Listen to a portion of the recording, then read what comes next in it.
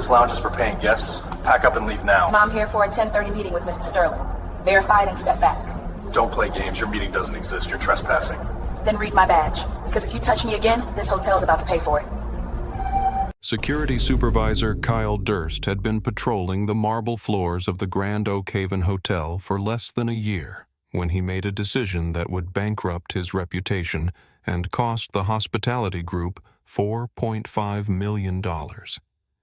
He was 29 years old, a man who had failed the psychological entrance exams for the police academy twice, yet walked the corridors of the hotel with the swagger of a tactical commander.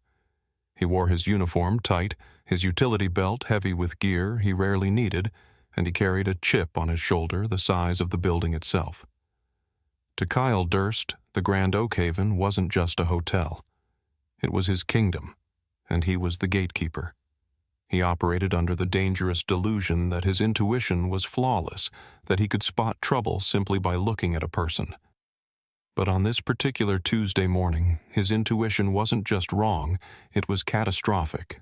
It was 10:15 a.m., a time when the morning light flooded through the massive atrium skylights, illuminating the polished brass fixtures and the plush velvet furniture that defined the Oakhaven's historic elegance. The hotel, located in the heart of downtown Chicago, was a fortress of old money and new business.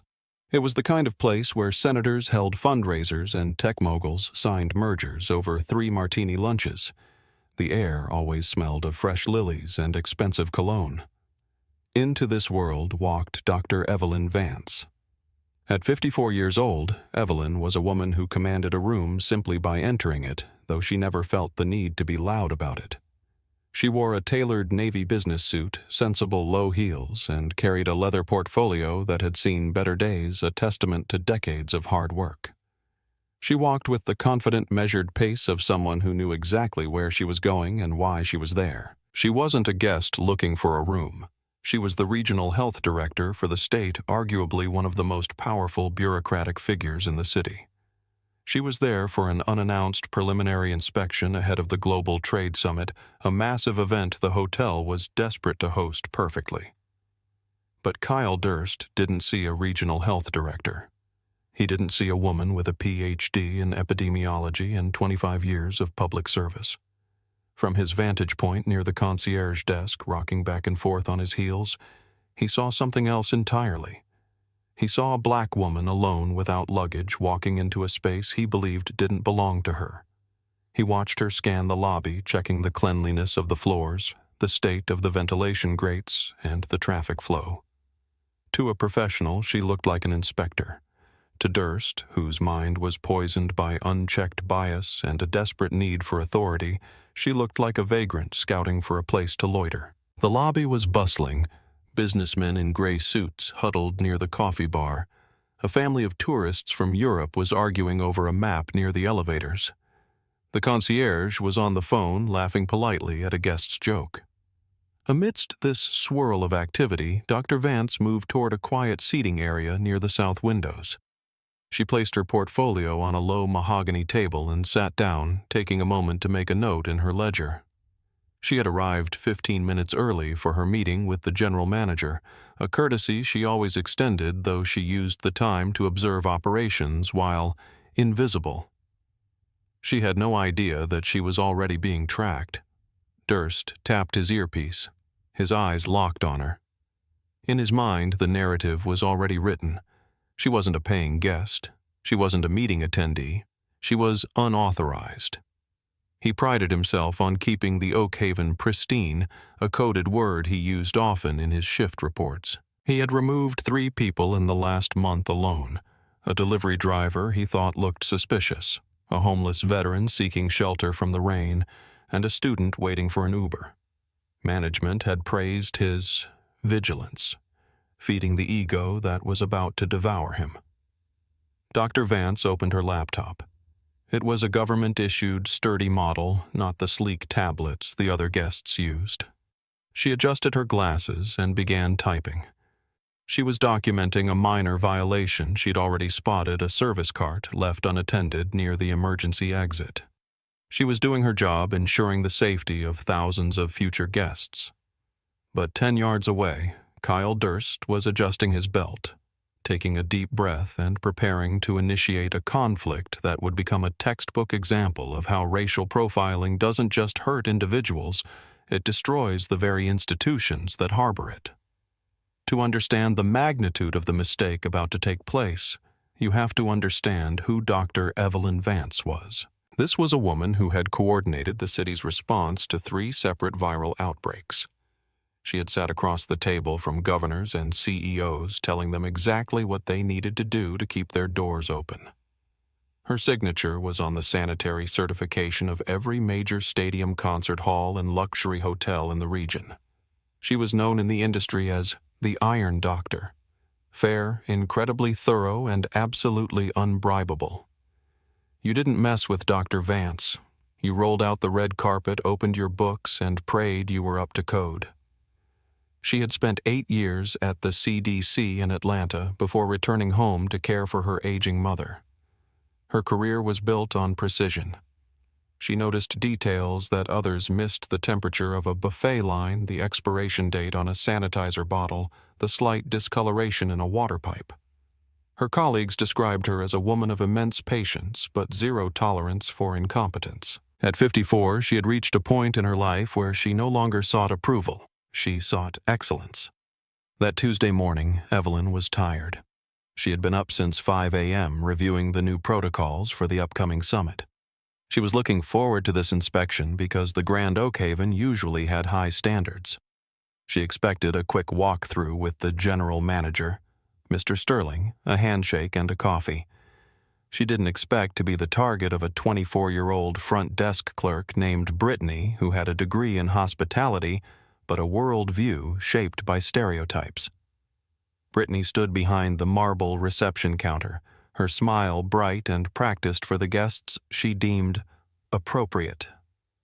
When she saw Dr. Vance sit down in the lounge area without approaching the desk, her smile faded. Brittany signaled to Kyle Durst, who was already watching. "Kyle?" She whispered into the phone, keeping her eyes on Dr. Vance. "We have a situation in the South Lounge. A woman just sat down. No luggage. She didn't check in. She's just taking up a table." "I see her," Durst replied, his voice crackling with self-importance. "What's she doing?" "She has a laptop out, but it looks old. She's not ordering anything.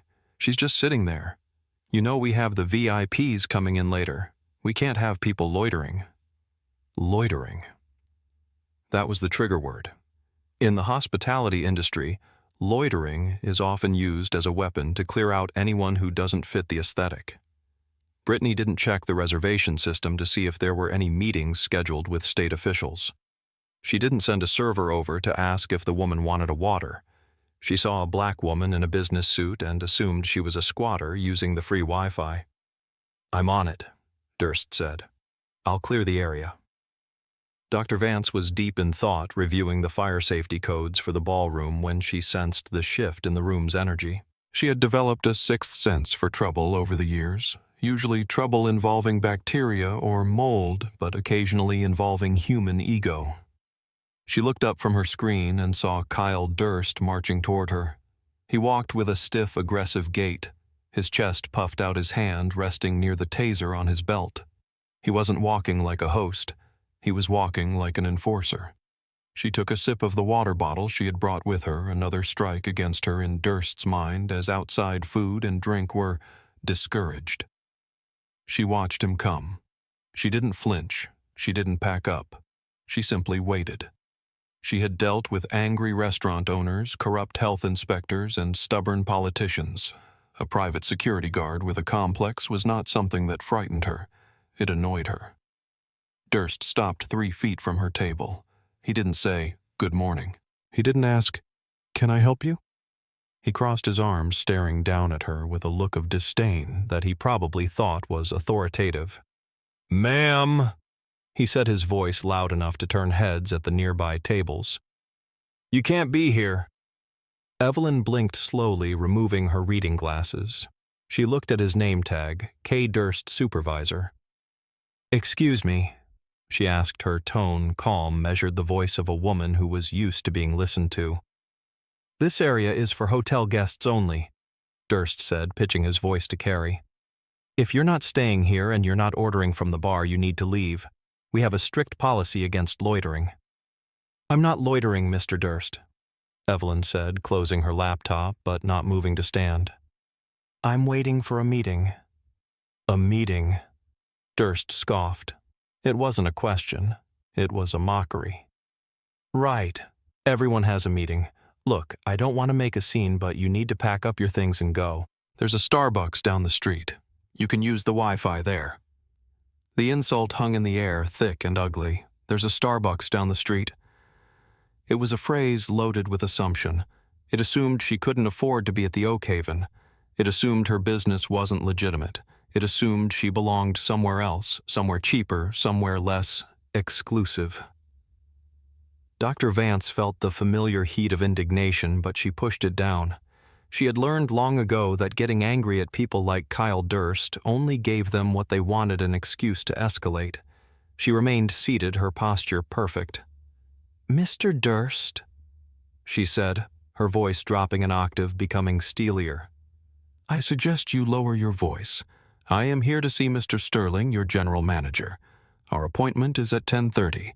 I arrived early to review some notes. If you would like to verify that, you may call his office." This was the off-ramp. This was the moment where a reasonable person, or even a competent employee, would have paused.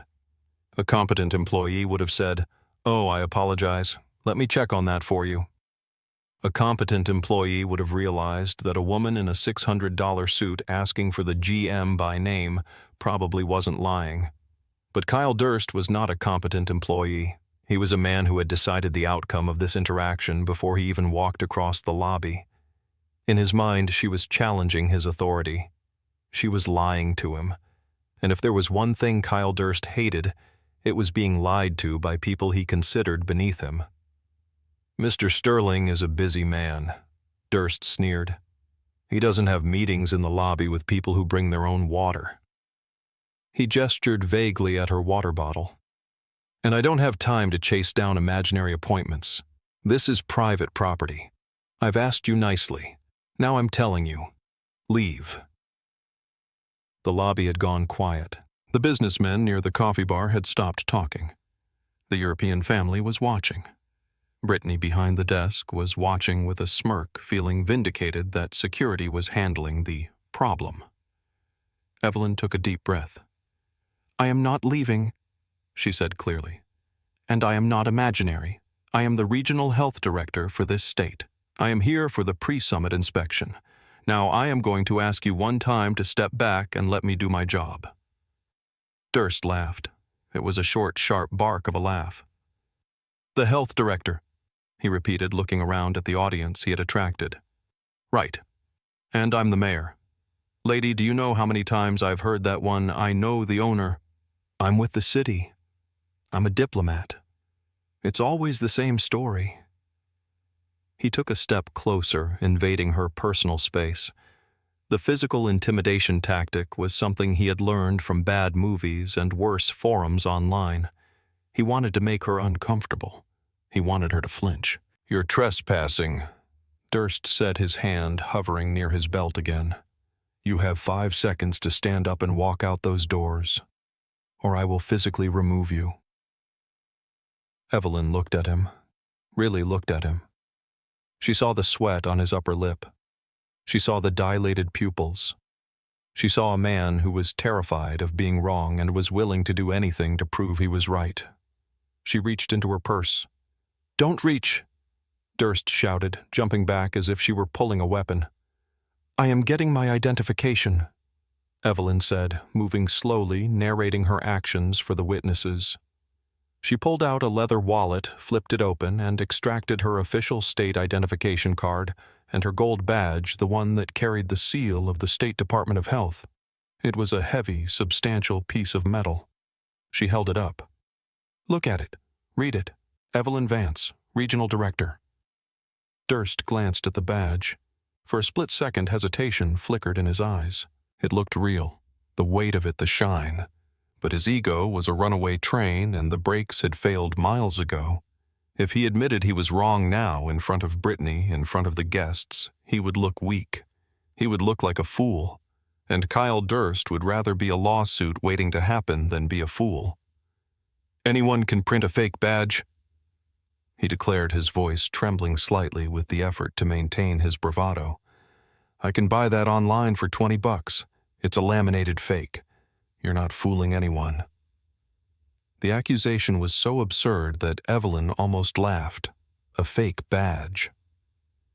She was one of the most recognizable public officials in the sector. But the situation was rapidly moving past absurd and into dangerous territory. "You are making a grave mistake," Evelyn said. Her hands were steady, but her heart was pounding. She knew what men like this were capable of. She had seen the news stories. She knew that her title, her education, and her suit were fragile shields against a man with a baton and a belief in his own righteousness. "Call the police," Evelyn challenged him. "If you believe I am trespassing and carrying forged government credentials, call the police. Let's have them sorted out." She knew the local precinct. She knew the officers. She sat on the city's public safety board. If the police arrived, this would end quickly. But Durst heard the challenge and interpreted it as a bluff. He thought she was gambling, that he wouldn't call, that he would just let her go to avoid the hassle. "Oh, I'm calling them," Durst said, pulling out his radio. "But you're not going to be sitting here when they get here. You're going to be in the holding room." He clicked his radio. "Control, this is Durst. I have a 10 to 16 in the lobby. Trespassing, disorderly conduct, impersonating an official. I'm engaging." "Disorderly." A man in a gray suit at the next table spoke up. He was an investment banker named Charles, a regular at the hotel. He stood up, phone in hand. "Officer, or whatever you are, she hasn't raised her voice once. You're the one shouting." Durst spun around. "Sir, back away. This is a security matter. Do not interfere." "I'm recording this," Charles said calmly. "Because this is insane. She showed you ID." "It's fake ID," Durst yelled, losing his composure completely. "She's a fraud. Now back off." He turned back to Evelyn. The audience made him desperate. He needed to end this. He needed to show he was in control. "Stand up," Durst commanded. "No," Evelyn said. "I am waiting for Mr. Sterling." Last chance. Durst didn't wait for her to answer. He lunged forward. He didn't use the standard escort technique he had been taught in his brief training. He grabbed her by the upper arm, his fingers digging into the expensive fabric of her blazer. He yanked her upward with unnecessary force. "Get your hands off me!" Evelyn cried out, stumbling as she was pulled from the chair. Her laptop slid off her lap and clattered onto the table. Her purse fell to the floor. "You are under arrest for trespassing," Durst shouted, reciting lines he had heard on TV shows. He wasn't a police officer. He had no power of arrest beyond a citizen's arrest and certainly no right to use force on a compliant, non-violent woman. But the adrenaline was flooding his system. He spun her around. Evelyn let out a gasp of pain as he twisted her arm behind her back. She was 54 years old. She had arthritis in her shoulder. The pain was sharp and immediate. "I am not resisting," Evelyn shouted, ensuring the cameras picked it up. "I am complying. You are hurting me." "Stop fighting," Durst yelled, fighting a resistance that wasn't there. He reached for his belt and pulled out a pair of flex cuffs, thick plastic zip ties that security guards sometimes carried for emergency restraint. He cinched the plastic loop around her right wrist, then grabbed her left, forcing them together behind her back. He pulled the zip tie tight, too tight. The plastic bit into her skin. "This is assault," Evelyn said, her voice shaking now, tears of pain and humiliation pricking her eyes. "You are assaulting a state official." "Shut up," Durst panted. He pushed her forward, marching her away from the comfortable seating area past the fountain toward the front desk. "Brittany, call 911. Tell them we have a combative trespasser in custody." The lobby of the Grand Oakhaven was now a theater of the grotesque. guests were openly filming. Some were shouting at Durst, "Let her go!" She didn't do anything. But no one physically intervened. The uniform, even a rent-a-cop uniform, creates a barrier that few are willing to cross physically. Durst didn't take her to a holding room. He stopped in the middle of the lobby near the concierge desk, wanting to display his capture. He wanted Brittany to see. He wanted the guests to see that he kept the hotel safe. He held Evelyn's arm with one hand, pressing down on her shoulder to keep her bowed slightly, a posture of submission. Evelyn Vance stood there, her wrists bound behind her back with cheap plastic surrounded by strangers. Her shoulder throbbed, her heart raced. But in that moment of supreme humiliation, she found a reservoir of cold, hard dignity. She straightened her spine as much as the pressure on her shoulder allowed. She raised her head. She looked directly at the camera phone being held by the investment banker Charles. "My name is Dr. Evelyn Vance," she said clearly, her voice projecting across the lobby. "I am the regional health director. I am being held against my will by an employee of the Grand Oakhaven Hotel. I have shown valid identification. I have requested the general manager. I have committed no crime." "Quiet," Durst hissed, jostling her. "I will not be quiet," Evelyn said. "You have made your decision, young man. Now you will live with it." The elevator doors at the far end of the lobby chimed. It was 10:33 a.m. Out of the elevator stepped two men. One was Mr. Sterling, the general manager, a man who prided himself on the smooth, silent operation of his hotel. He was checking his watch, expecting to find Dr. Vance waiting for him in the lounge so he could charm her through the inspection. The other man had just entered through the revolving front doors, flanked by two uniformed officers. It was Sergeant Miller of the Central Precinct. He had responded to the call personally because the dispatcher had mentioned a disturbance at the Oakhaven involving an impersonator. Sergeant Miller knew the Oakhaven was a high-priority location. The two forces, hotel management and law enforcement, converged on the scene at the same moment. Mr. Sterling saw the crowd first. Then he saw his security supervisor. Then he saw the woman in the handcuffs.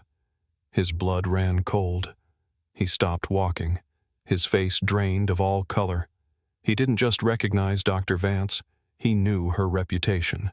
He knew that the woman currently being manhandled by his employee held the power to revoke the hotel's operating license with a signature. "Oh my God," Sterling whispered. Sergeant Miller, entering from the front, saw the situation differently. He saw a security guard restraining a black woman. He saw the tension. He quickened his pace, his hand resting on his baton, ready to break up a fight. Then he got closer. He saw the face of the woman. Sergeant Miller had sat on the City Safety Council with Evelyn Vance for 7 years. They had coffee together during breaks. He had her cell phone number. He respected her more than he respected most of his own command staff. He stopped 10 feet away, his brain struggling to process the image. Dr. Vance, the woman who had organized the city's flu drive, the woman who had received a commendation from the governor last month, was standing there in zip ties. "Dr. Vance," Miller asked, his voice filled with confusion and horror. Durst beamed. "The police were here." "Officer, glad you're here. This subject was trespassing, refused to leave, and presented fake federal credentials. I have her secured." Durst waited for the "good job, son." He waited for the validation. Instead, Sergeant Miller looked at Durst with an expression that could have melted steel. It wasn't anger. It was the look one gives a bomb disposal technician who has just cut the wrong wire. "You idiot," Miller said softly. The silence that followed was deafening. Durst's smile faltered. "Excuse me?" "Cut those off," Miller barked, stepping forward and pointing at the zip ties. "Right now. Cut them off." "But she—" "I said cut them off." Miller roared a sound that echoed off the high ceilings. He turned to his partner. "Get the cutters." Mr. Sterling had recovered from his paralysis and was now sprinting across the lobby. "Kyle, what are you doing? What have you done?" Durst looked between the sergeant and his general manager. He saw the panic in Sterling's eyes. He saw the fury in Miller's. The world he had constructed, the one where he was the hero, began to crack. "Mr. Sterling," Durst stammered. "She was loitering. She claimed to know you, but she had a fake badge." "Fake?" Sterling screamed, his voice cracking. "That is the regional health director. That is Dr. Vance. You arrested the health director." Durst felt his stomach drop out of his body. He looked at Evelyn. She was watching him, her expression unreadable, calm, terrifying. The police officer moved in with a pair of side cutters. "Hold still, doctor," he said gently. Snip. The plastic fell away. Evelyn brought her hands forward. Her wrists were ringed with angry red indentations where the plastic had dug in. She rubbed them, slowly wincing. "Dr. Vance," Sergeant Miller said, stepping between her and Durst. "Are you all right? Do you need a medic?" "I don't need a medic, Sergeant." Evelyn said, her voice steady but icy. "I need my laptop, and I need to speak to Mr. Sterling." Sterling was practically on his knees. "Dr. Vance, Evelyn, I am so sorry. I have no words. This is a misunderstanding of the highest order. Please, let's go to my office. Let me get you some ice. Let me explain." Evelyn didn't move. She looked at Sterling, then she looked at Durst, who was standing there, stripped of his authority, looking like a frightened child. "There is no misunderstanding, Mr. Sterling," Evelyn said. "A misunderstanding is when you bring me coffee with sugar when I asked for black. This is a systemic failure." She turned to the sergeant. "Sergeant Miller, I would like to file a formal complaint for assault and false imprisonment against this individual." She pointed a manicured finger at Durst. "Understood," Miller said. He turned to Durst. "Turn around. Hands behind your back." "What?" Durst gasped. "Wait. I was doing my job. She refused to leave. I have the right to detain trespassers." "She wasn't trespassing," Miller said, spinning Durst around and clicking real handcuffs onto his wrists, metal ones, cold and heavy. "She was conducting official state business. And you just assaulted a government official. You have the right to remain silent. I suggest you use it." Brittany, watching from the desk, slowly put the phone down and tried to make herself invisible. But Evelyn's eyes found her. "And her," Evelyn said calmly. "She initiated the call. She watched the entire time. She smirked while he twisted my arm." Sterling turned to the front desk. His face was purple. "Brittany, get your things. Leave. Now." The lobby was still full of witnesses, but the mood had shifted from spectacle to judgment. The cameras were still rolling. This wasn't just a scene anymore. It was evidence. Kyle Durst was marched out the front door, past the very spot where he had stood guard, past the fountain he claimed to protect. He was placed in the back of the police cruiser, his career in security over before it had really begun. Inside, the aftermath was unfolding. Mr. Sterling was trying to salvage the unsalvageable. "Dr. Vance, please," Sterling pleaded, wiping sweat from his forehead. "We can fix this. I will fire the entire security team. I will make a donation. Please, the summit is next week. If we lose our certification." Evelyn picked up her laptop from the table where it had fallen. The screen was cracked. She looked at it, then at Sterling. "Mr. Sterling," she said, "I came here today to inspect your kitchens, your ventilation, and your emergency exits. I intended to check for rats and black mold." She paused, looking around the opulent lobby. "It appears I found the rot immediately. It just wasn't in the walls." She opened her damaged portfolio and pulled out a red form. The notice of violation. "You cannot operate a hotel of this magnitude when your staff cannot distinguish between a guest and a criminal based on the color of their skin," Evelyn said. "You failed the inspection the moment your employee put his hands on me." "Please," Sterling begged. "The summit. The city needs this." "The city needs safety," Evelyn said. "And safety implies that people can walk into this building without being assaulted. Your security protocols are dangerously flawed. Your hiring practices are negligent. and your culture is toxic." She signed the red form with a flourish and handed it to him. "This is an immediate suspension of your sanitary and safety certification pending a full review by the board. You are closed, Mr. Sterling. Effective immediately." Sterling stared at the paper. It was a death sentence for the hotel's quarterly earnings. The summit would have to be moved. The lawsuits from the organizers would be astronomical. The PR fallout would be nuclear. Dr. Vance. "I will be going to the hospital to have my shoulder imaged," Evelyn said, turning away. "My attorney will be in contact regarding the civil rights violations. Good day, Mr. Sterling." She walked out the front doors past the police car where Durst sat watching her. She didn't look at him. She walked with her head high, though her wrist throbbed and her shoulder burned.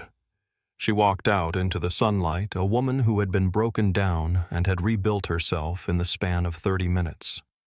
The fallout was swift and brutal. The video of Dr. Evelyn Vance, Regional Health Director, standing in zip ties while a security guard screamed about fake IDs went viral within hours. It was played on every major news network. It was discussed on talk shows. It became the defining image of the week. Kyle Durst was charged with assault and false imprisonment. He pleaded guilty to lesser charges to avoid jail time, but his name was added to a national blacklist for security personnel. He would never work in a position of authority again. The last anyone heard, he was working in a warehouse far away from the public eye. Brittany was fired for cause. She attempted to sue for wrongful termination, claiming she was just following procedure, but the hotel's lawyers crushed her. The Grand Oakhaven Hotel did not host the Global Trade Summit. The event was moved to a competitor across town, costing the Oakhaven an estimated $12 million in lost revenue. The hotel remained closed for 3 weeks while they underwent a complete overhaul of their staff, retraining every single employee on bias and de-escalation. Dr. Vance sued the hotel chain and the security contractor. The settlement was reached quietly, but the number leaked $4.5 million. But Evelyn didn't buy a yacht. She didn't retire to an island. She used the money to establish a legal defense fund for service workers and professionals who had been targeted by racial profiling in the workplace. She remained the health director for another 5 years. She eventually retired with honors, celebrated as a titan of her field. But those who knew her best said she was never quite the same after that Tuesday. She was a little more guarded. She stopped arriving early to meetings. She stopped sitting in lobbies. The money and the victory in court were justice of a sort. But they couldn't erase the memory of that plastic biting into her wrists. They couldn't undo the feeling of helplessness when a man with a badge, even a fake one, decided she didn't belong. The tragedy of Kyle Durst wasn't just that he was racist. It was that he was ordinary. He was a man who believed that his bias was actually intuition. He believed he was protecting the good people from the bad people, never realizing that his definition of bad was based entirely on the color of a person's skin. And the tragedy of Dr. Vance is that no amount of education, no title, no government badge could protect her from that ordinary, mundane hatred. She had done everything right. She had followed every rule. She had climbed every ladder. And in the end, to a man like Durst, she was just another body to be removed. It forces us to ask a difficult question. If a regional health director with a gold badge can be handcuffed in a luxury hotel lobby, what happens to the people who don't have the badge? What happens to the people who don't have the sergeant's cell phone number? What happens to the people who can't fight back? We like to think that success is a shield. We like to think that if we just work hard enough, dress well enough, and speak clearly enough, we will be safe. But the story of the Grand Oakhaven teaches us that for some, the shield is made of glass. What do you think? Should security guards face stricter licensing requirements to prevent power-tripping individuals like Durst from getting a badge? And have you ever been in a situation where your credentials were questioned simply because of who you are? Let me know in the comments below. These stories need to be told, and your voice matters in the conversation. Don't forget to like and subscribe for more deep dives into the stories that shape our world.